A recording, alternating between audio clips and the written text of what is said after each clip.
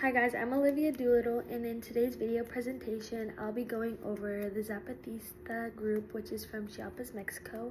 We'll be going over their geographical location, their history, their cultural values, their political stance, and their impact on indigenous rights. The Zapatistas are an army of national liberation, which is also known as the EZLN. They are a revolutionary group that is mainly made up of indigenous people from Chiapas, Mexico. So in an article from 2019 from the AP New, it states that the Zapatistas are from Chiapas, Mexico, which is southern Mexico actually, and they border Guatemala. So here's a photo that I have. This is the Zapatista territories, and this is Chiapas, and then this is Guatemala. Sorry. This is also what their flag looks like. So in another article from Wikipedia, it states that they originated in 1990 as a response to Mexican governments and the implementation of NAFTA. The NAFTA stands for the Northern American Free Trade Agreement, which was a trilateral trade agreement between Canada, Mexico, and the United States that went into effect on January 1st, 1949.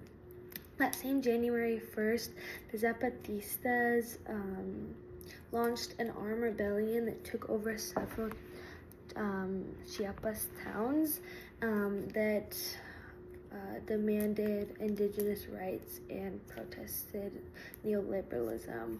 This was obviously the face of the movement, but then the group later transitioned into a peaceful residence and political activism group. So here's a picture of just some people protesting, the Zapatista group protesting, and I thought it was an interesting photo to see. The Zapatista communities actually govern themselves of the Mexican state, so they focus on local councils, which make decision making more collectively and effective. These are just a couple examples, like autonomy and self-governance.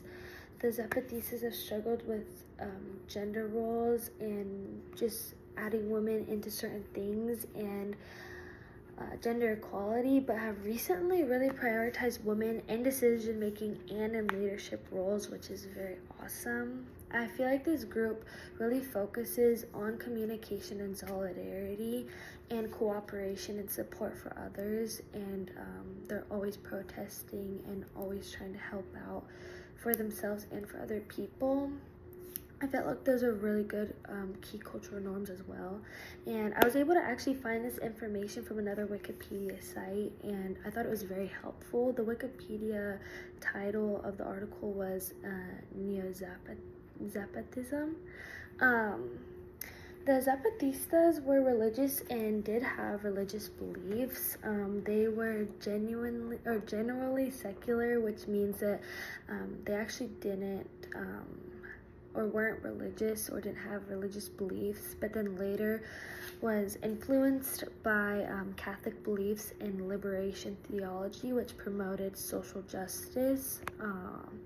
Here's a couple pictures of the Zapatista community, and this is again their flag, and then this is just community. It looks like in this photo that they're actually singing and playing instruments, and here's a picture of women that have been involved in their community.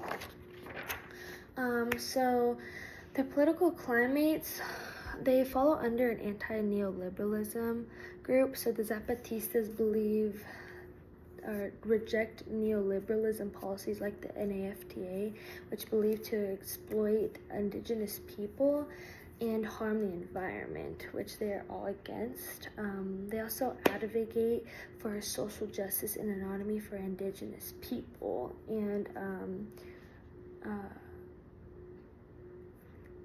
and they use collective counsel and decision making through assemblies and councils to reject traditional political policies and power.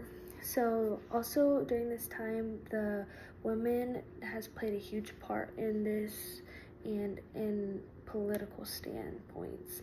I found this also in another Wikipedia site that was updated May 6, 2025. Lastly, I want to go over their traditional foods. So their traditional foods are tied closely to the land and agriculture. They have tacos, tortillas, tamales, and chocolate. All kinds of different meats are used in these as well. All these foods are staples in the Zapatista community and promote sustainable farming practices and focus on food sobriety that reject industrial agriculture, and use a picture of a tamale and a picture of their community and them making tortillas. I really hope you enjoyed all this information and had a fun time learning and listening to me talk. Thank you.